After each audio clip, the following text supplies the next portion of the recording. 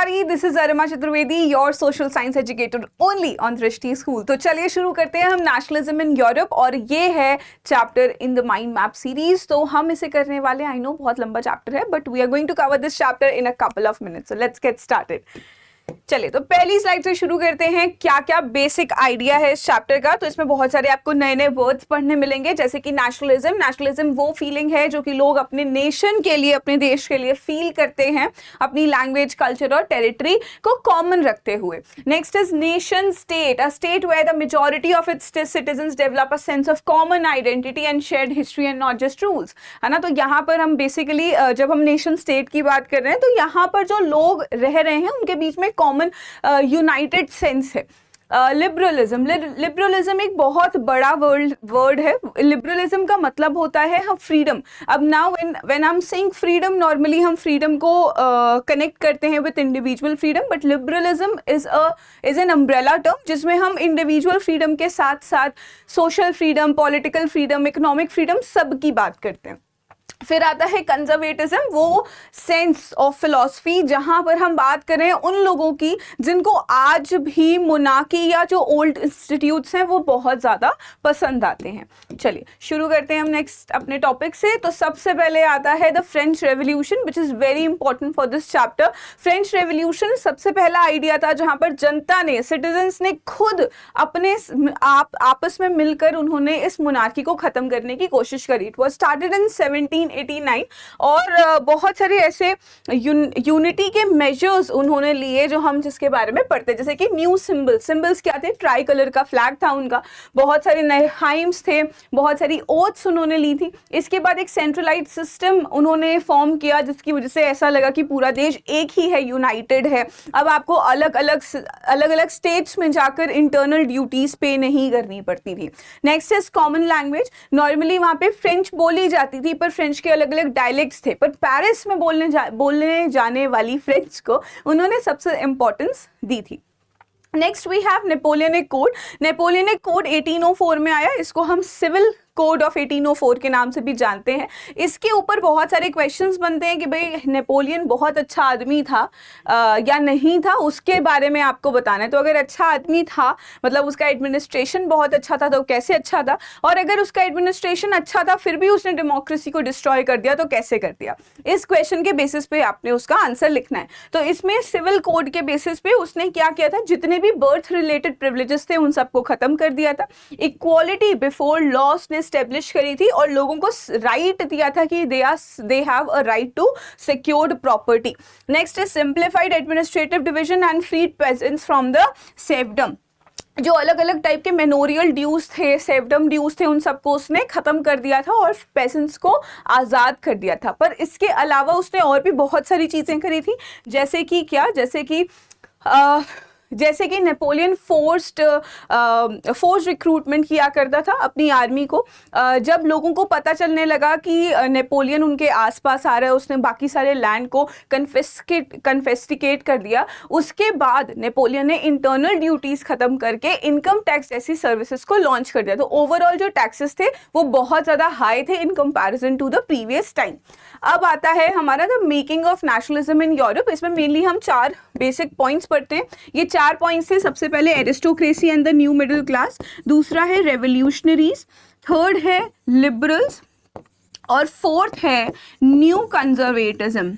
इसकी वजह से, इन 4 रीजंस की वजह से मेनली यूरोप में नेशनलिज्म देखने को मिला. तो एरिस्टोक्रेसी हमें पता है क्या था, और वो लोग क्या प्रॉब्लम क्रिएट करते थे कि वो लोग जो नई मिडिल क्लास है, न्यू मिडिल क्लास है, उनके साथ में बहुत ज़्यादा अच्छे से बिहेव नहीं करते थे. दूसरा था revolutionaries like Giuseppe Mazzini and Giuseppe Garibaldi. फिर लिबरल्स के बारे में बात करी हमने, जिनको ये चाहिए था कि उनका जो आसपास का एरिया है that should be free, they should be free for doing what ever they wanted. इसमें बहुत इंपॉर्टेंट टॉपिक है ज़ोल्वरीन, इसके बारे में ज़रूर पढ़ लेना. It was a custom union made by the Prussians for the German states. all right. फिर आता है न्यू कंजर्वेटिज्म. न्यू कंजर्वेटिज्म आया है इन 1815 मेनली इसलिए क्योंकि नेपोलियन को हरा दिया गया था in the battle of Waterloo. उसके बाद फ्रांस को कौन देखेगा, इसकी जिम्मेदारी आई थी द बाप कंट्रीज पे. ना व्हाट आर दीज बाप कंट्रीज? BARP, बाप countries. This is Britain, Austria, Russia and Prussia. ये 4 कंट्रीज ने मिलकर हमारे फ्रांस के लिए एक नया लीडर चूज किया जिसका नाम था लुई 18th। याद रखिएगा, this is not Louis Philippe. Bourbon dynasty को रीइंस्टॉल किया है यहाँ पर 1850 में। इन 1815 में in the Congress of vena किसने किया है? बाप कंट्रीज ने किया है। और किसे किया है? That was Louis 18th, not Louis Philippe. Alright, इसके बाद अलग अलग सोसाइटीज की फॉर्मेशन होती है जिसकी वजह से हमारे जो लीडर्स हैं वो और ज्यादा इंस्पायर हो गए रेवोल्यूशन क्रिएट करने में। इसके बाद आता है 1830 का रेवोल्यूशन। इस टाइम पर हमारे जो लुई 18 थे वो भाग चुके थे और लुई फिलिप को इंस्टॉल कर दिया था as a new constitutional monarch. इसको देखकर और भी बहुत सारी जगहों पे रेवोल्यूशन होने लगा, जैसे कि Belgium is a very good example for this kind of instance, जहां पर उन्होंने यूनाइटेड किंगडम ऑफ नीदरलैंड से आज़ादी ले ली इन 1830। और इसके बाद हमारे जो ड्यूक मेटर्निच थे ऑस्ट्रियन चांसलर, उन्होंने ये बात बोली थी कि when France sneezes, rest of the Europe catches cold. इसके बाद आता है the Greek war of independence. Again they were very much inspired by the French revolution of July 1830, जिसमें लुई फिलिप की मोनार्की को इंस्टॉल किया गया था। इसके बाद ग्रीक वॉर आता है। ग्रीक वॉर मेनली 1821 में शुरू हुआ था, पर 1832 में इसको इंडिपेंडेंट नेशन मार्क किया गया with the treaty of Constantinople. Constantinople जो है it is now known as Istanbul, ठीक है। It was under Ottoman empire, Islamic Ottoman empire. फिर आता है 1848। 1848 में लिबरल्स का हमने देखा कि किस तरीके से रेवोल्यूशन आया। सबसे पहले फ्रांस में लुई फिलिप भाग गए और 1848 में देश हो गया प्रॉपरली रिपब्लिक, और यहाँ पर फ्रांस की स्टोरी खत्म हो जाती है। 1848 में सबसे पहले हम स्टोरी सुनते हैं फ्रैंकफर्ट पार्लियामेंट की, जिन्होंने जर्मनी में जाकर जर्मन्स ने प्रशा में रहते हुए फ्रैंकफर्ट नाम के शहर में सेंट पॉल चर्च में जाकर इन्होंने अपना एक छोटी सी असेंबली फॉर्म करी, ऑल जर्मन नेशनल असेंबली। और ये गए राजा के पास में, जिस टाइम पर राजा हुआ करते थे प्रशा के फ्रेडरिक विल्हेम फोर्थ। नाम याद रखिएगा, नाम चेंज हो जाएगा अभी नेक्स्ट स्लाइड पर जाते जाते। तो राजा ने इनका आइडिया रिजेक्ट कर दिया of making new German nation, जिसमें वो कॉन्स्टिट्यूशनल मोनार्क की तरह रहते। ये आइडिया खत्म कर दिया गया। पर थोड़े से टाइम के बाद जब हमारे राजा जर्मनी के चेंज हुए और चेंज होकर आए विलियम फर्स्ट, उन्होंने अपने चीफ मिनिस्टर से बोला, जो कि थे Otto von Bismarck, also known as the architect of Germany, उनसे बोला कि किस तरीके से हमें जर्मनी को यूनिफाई करना पड़ेगा, नहीं तो आज नहीं तो कल यहाँ की जो जनता है वो खुद से जर्मनी को अपना नेशन बना देगी। तो ऑटो वन बिस्मार्क ने 7 साल 3 लड़ाइयाँ लड़ी। It was in between Austria, Denmark and France, और वहाँ से जितने भी जर्मन स्पीकिंग रीजन्स थे उनको कंबाइन किया, अपने रीजन से जर्मन स्पीकिंग कंबाइन किया और नया जर्मनी फॉर्म किया, जिसका राजा किसको बनाया? विलियम फर्स्ट को। Next was the unification of Italy. These are very important for your exams. The unification of Germany and Italy. इसके बाद हम ब्रिटेन की भी बात करेंगे। तो इटली में आते हैं मेनली गिसेप मज़ीनी, पर इससे पहले हम ये समझते हैं कि इटली एज अ स्टेट बहुत ज़्यादा डिवाइडेड थी, फ्रेगमेंटेड थी। इसका सिर्फ एक नॉर्थ का रीजन सर्दिनिया पेडमोंट नाम का था, जहाँ पर एक इटालियन प्रिंस रूल करते थे, विक्टर मैनुअल थर्ड, और बाकी सारा एरिया कोई ना कोई रूल करता था। जैसे कि नॉर्थ, बाकी सारा नॉर्थ जो था ऑस्ट्रियन हैब्सबर्ग एम्पायर रूल करता था, सेंट्रल पार्ट रोम, सेंट्रल पार्ट पोप रूल करते थे, और सदर्न पार्ट जो था वो स्पेनिश रूलर्स, जो कि बर्बन डायनेस्टी के की ही थे, वो रूल किया करते थे। तो यहाँ पर आते हैं काउंट डी केवर, जो कि चीफ मिनिस्टर हैं इटली के, जिन्होंने मेनली इसमें पार्टिसिपेट किया और इटली को यूनिफाई किया with the help of Giuseppe Garibaldi. Okay, इन्होंने इनकी हेल्प से 1861 में हमारा जो इटली है उसको यूनिफाई किया और विक्टर मैनुअल सेकेंड को बना दिया गया है राजा।